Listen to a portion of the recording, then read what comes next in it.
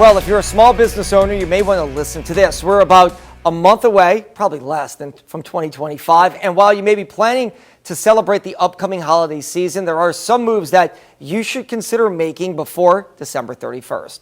Joining us live in studio, CPA Kimberly Washington, to share a few moves to make if you are a small business owner or anybody out there who has side hustles or side gigs. That's right. So freelancers, Uber drivers, all of you may want to listen up. Number one, you want to start thinking about what moves you need to make before December 31st. And the first thing, of course, is get an idea whether or not you made a profit or even a loss this year. That's going to be your first step. Then also you want to determine, especially if you have a huge loss, or there's some expenses that you can pay before December 31st, you may want to look at things such as equipment, maybe online courses, or even developing your website. But all of these some of the steps that you can take before December 31st.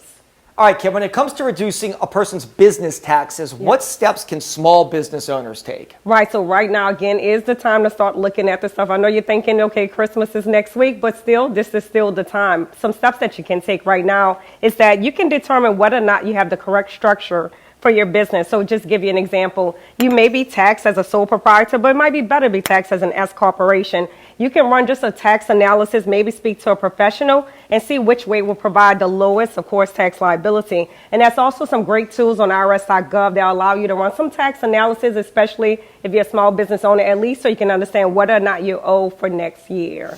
All right, we know insurance plays a major role in someone's financial picture. What should small business owners and independent contractors be looking at? Because we are in an insurance crisis right now. That's right. We're in an insurance crisis right now, and especially if you're self-employed, insurance could be very expensive. But this is the time right now before January 15th, you definitely want to head over to the healthcare.gov website and see whether or not you qualify for any type of tax credits or whatever the case may be when it comes to lowering your premiums when it comes to your self-employed insurance. Keep in mind, if you take those steps again before December 31st and you make any payments, you can deduct that on your tax return, and again, it can lower your tax liability. So these are some steps that you want to take before December 31st.